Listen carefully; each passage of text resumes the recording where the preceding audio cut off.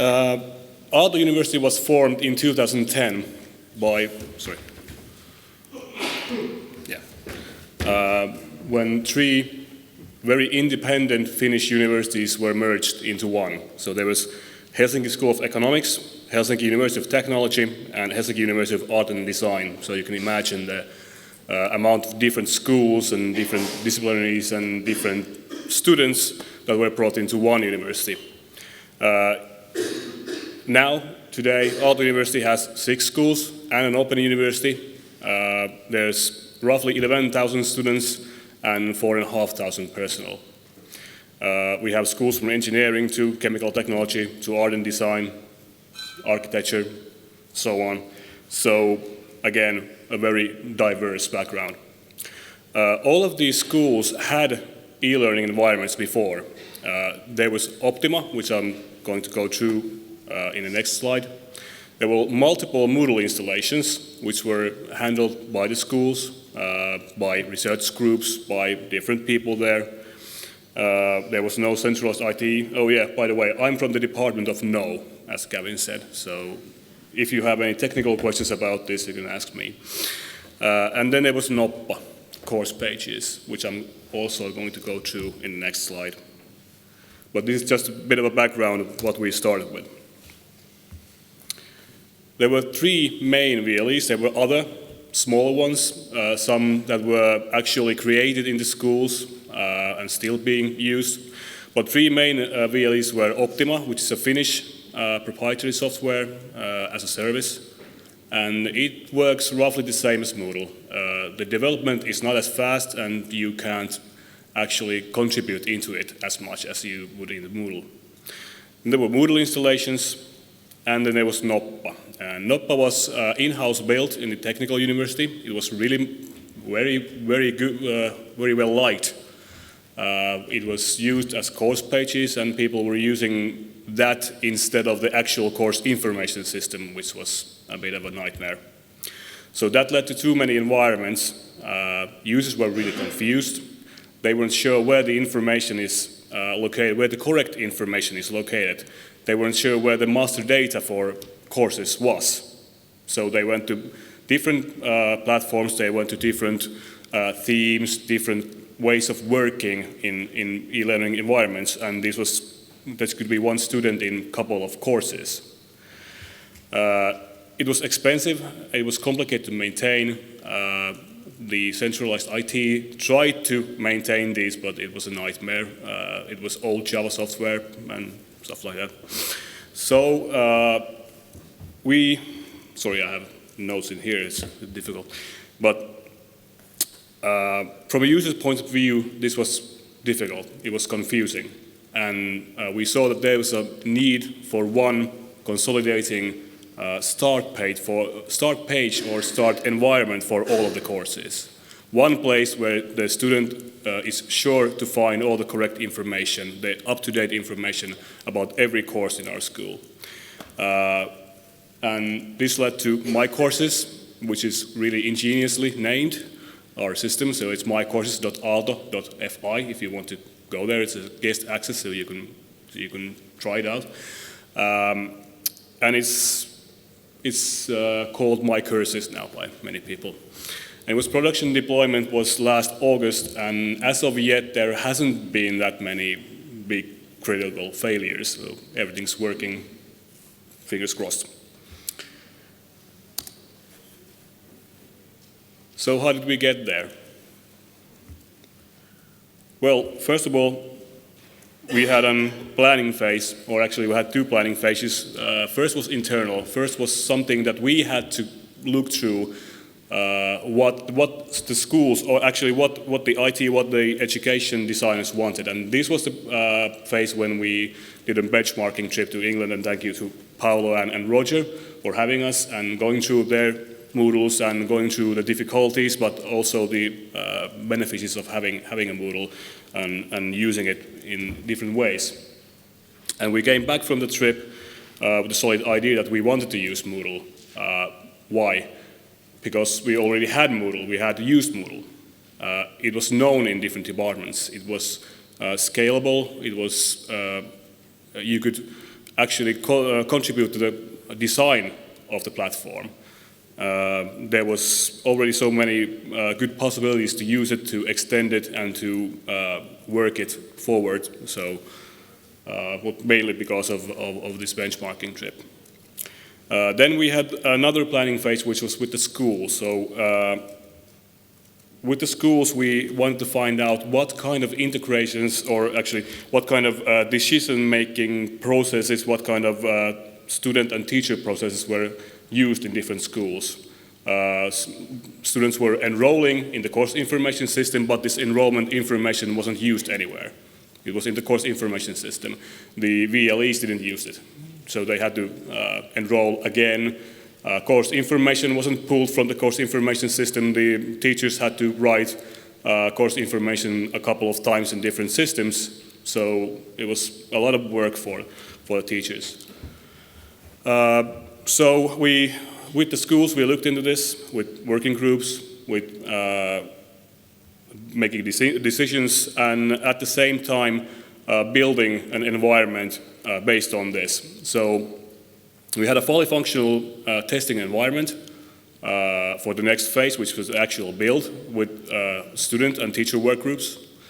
And this reflected the idea that we wanted to be as agile as possible, to build and test environment, to change it, not setting everything in stone at the beginning, but seeing what will work and what will not work, and then make the decision where to go. The building phase was a bit more, well, not complicated, but it involved a lot of students and it involved a lot of teachers. In this stage, we already had a basic idea how the infrastructure or the integrations should work.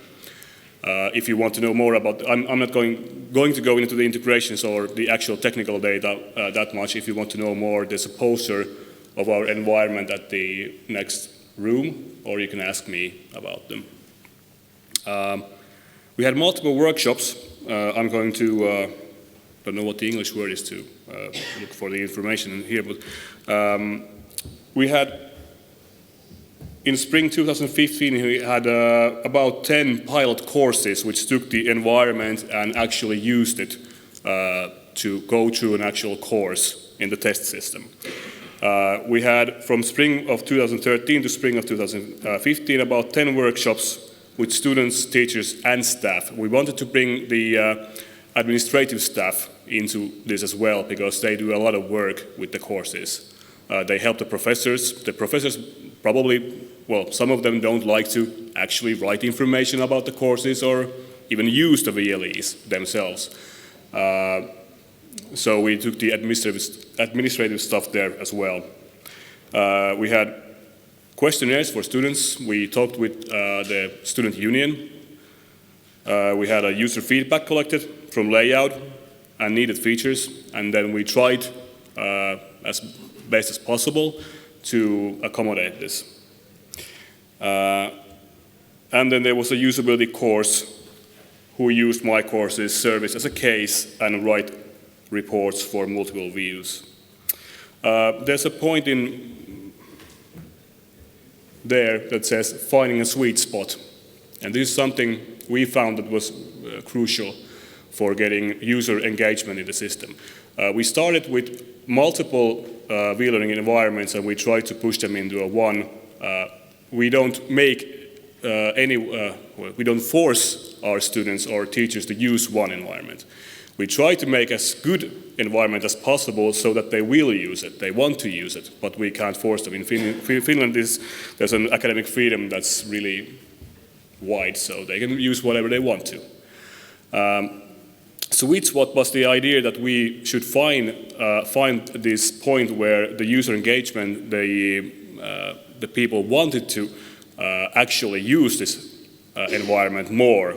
And that's why we took functionalities from Noppa, which was the in-house environment, which was really light, and then we put more our own, which we thought were better ideas or good ideas. I'm not going to go through all of these. Bullet points aren't that good. I'm a former teacher, so I hate bullet points, but they're easy. But this is just something we did, because this wasn't done before. These are all new ideas in there. There are several VLEs that we merged into, the idea merged into one.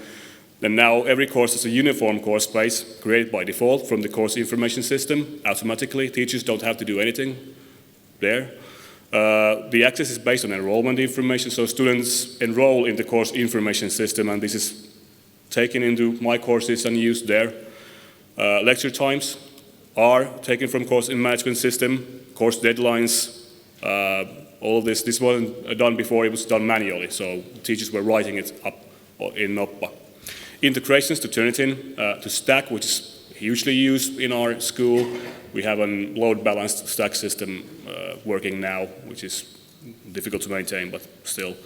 And trying to link systems together, so course information should be written only once in one place, making it easier, basically. And so Aalto users can see course material in all courses, and Haka Federation users can log in, and all of you can log in as guest users and see what we've done. And now I'm handing it over to Esa. Okay, I'll go through a little bit of this. Sorry about my voice, I'm in flu. But the course page, because this was the big one that teachers wanted to be involved to develop somehow, and it was a lot of Noppa course pages that we took and kind of made it look like a little bit Noppa page, this old system, and that was for our teachers, that was central, because they felt that they don't want to have a complicated system. They want a simple system, but you know.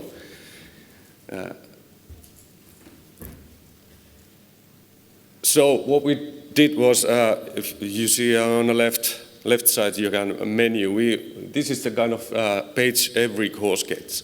There's 4-5 sections by default, and they are named and they are empty. And there are some blocks comes automatically, and there's also progress bar on every course page.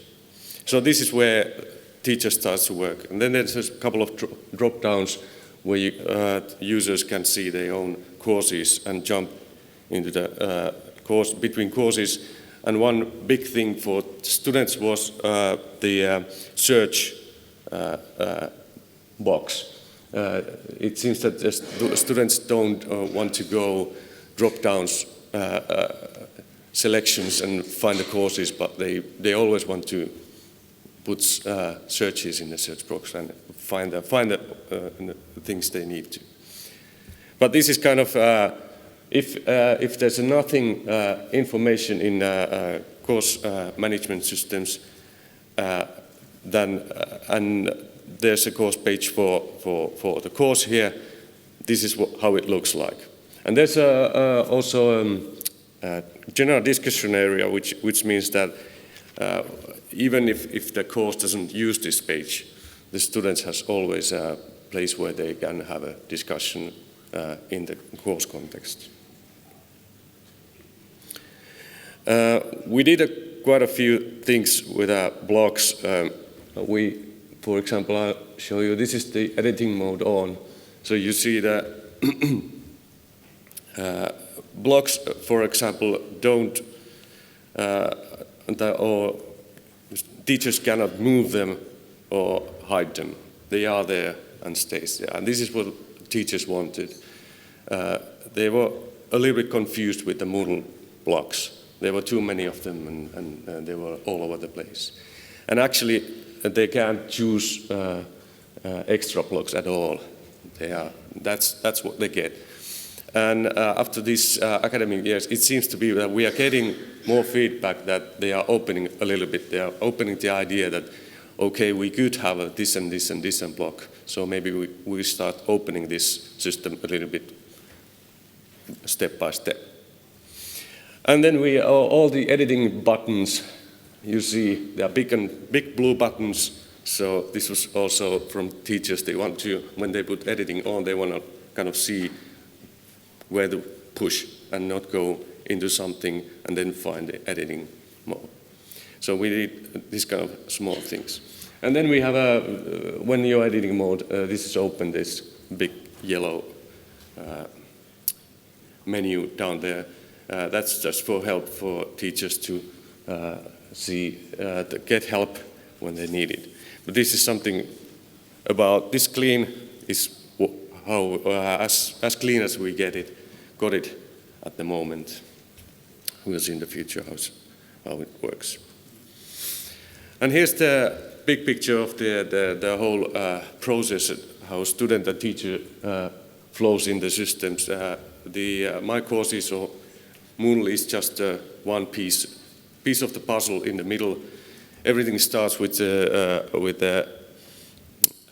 this course management system, ODI, where course is created there. It automatically creates workspace in the My courses, and students are enrolled in this course management system, ODI. And immediately, then they have access into the course space in My courses. And teacher can, same with the teacher, they have immediate access. And after course is finished, at the moment we are not getting any